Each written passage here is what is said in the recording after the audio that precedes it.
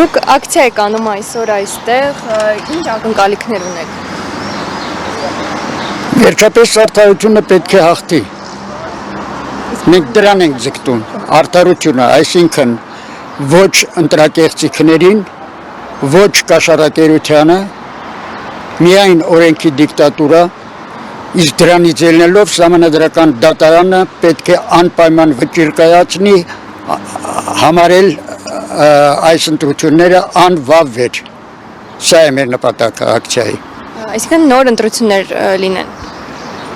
Բնականորեն, եթե անվավեր ճանաչվեց, պետք է լինեն նոր ընտրություններ։ Եթե նոր ընտրություններ լինեն, որքան ձայն կհավաքի դոկ կուսակցությունը ձեր կարծիքով։ Թվաբանությամբ եկեք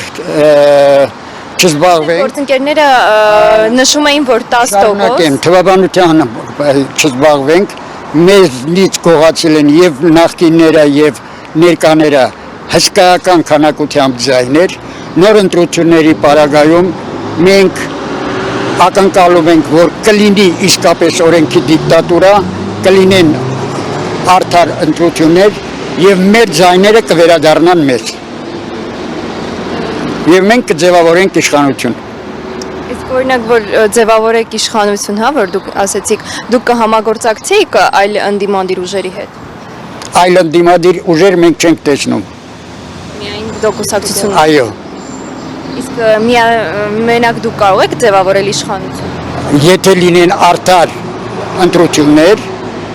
մենք համոզված ենք, որ մեր ձայները, եթե արդարորեն վերադառնան մեզ, մենք անպայման ձևավորենք իշխանություն։ Այսինքն ամենաշատ ձայնը կունենա դուք կուսակցություն։ Իհարկե։ Միայն այդ պարագայում։ Մենք դրանում համոզված ենք։ Բայց ձեր գործընկերները էլ եմ ասում, մի քանի օր առաջ նշում էին, որ մոտ 10%-ի ակնկալիք ունեին այս ընտրություններում եւ մտածում եմ, որ 10% պետք է դուք կուսակցությունը հավաքեր։ 10%-ի ակնկալիք մենք ունեինք, գիտեք որ պարագայում։ Այս պայմաններում ընտրությունների այս ընթացքի պարագայում 10%, բայց սա մեզ չի բավարարում։ Այս ընթացքը ընտրությունների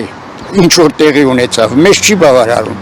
Մենք խոսում ենք արդար իսկապես